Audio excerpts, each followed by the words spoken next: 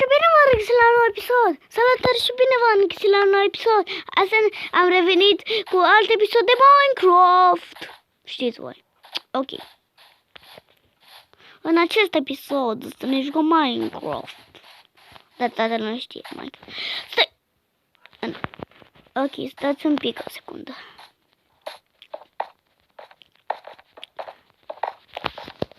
Să pun aici, ca să-mi vină mur.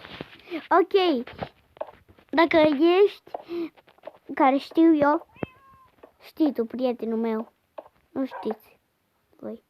Dacă ești, dai un like.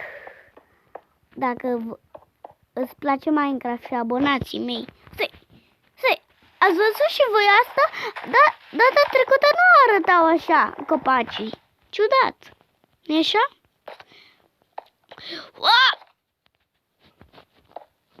Oh my. A, bă, da.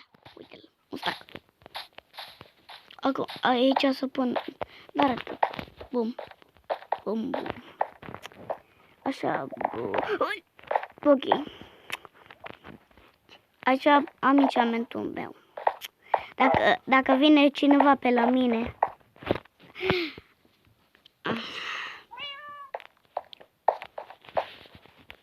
Ok. Protection 4. Și ești cine e cel mai bun prieten în Minecraft? David, toporul meu, Shippy și cum îl chema ăsta? Nu mă țin minte, dar ok. Golden Apple. Cum e ăsta?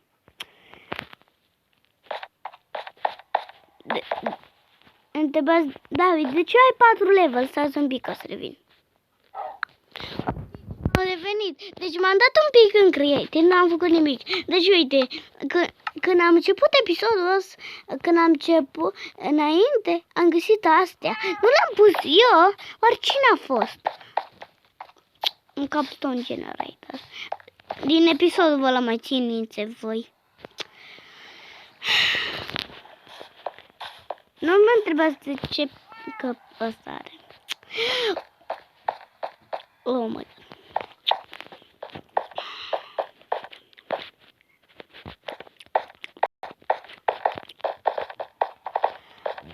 Dacă dați în video asta să cel mai mult like-uri, putem în video asta să luăm doar un like. Adică să...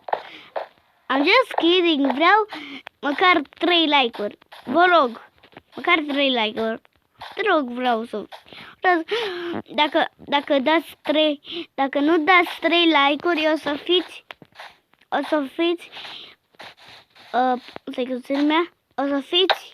mâncați de un monstru adevărat. În viața reală, not even kidding. Nu mă întrebați de ce mănânc Golden Apple. E lumea mea. Don't judge me. Au. Ok, am uitat că e magma. Uite să vă arăt. E magma bloc.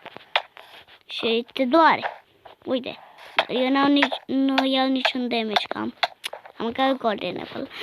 În acest episod